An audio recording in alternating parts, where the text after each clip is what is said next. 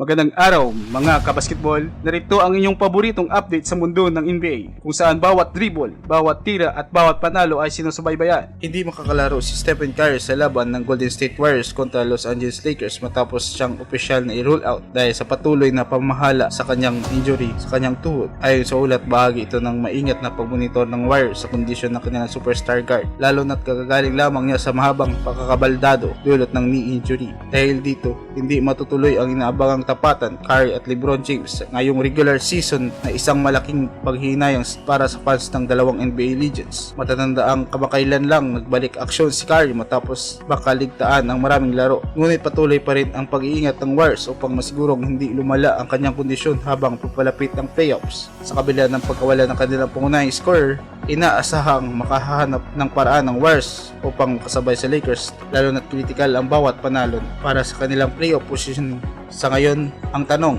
makakabalik ba si Curry agad sa tamang oras para sa playoff push ng Warriors? At yan ang pasabog na balita NBA. Para sa mas mainit na updates, highlights, breaking news, siguraduhin nakaabang ka lang dito. Wala dito sa Wild FM Iloilo, ako si Dieter Mallorca at ito ang inyong balitang NBA kung saan laging panalo ang balita.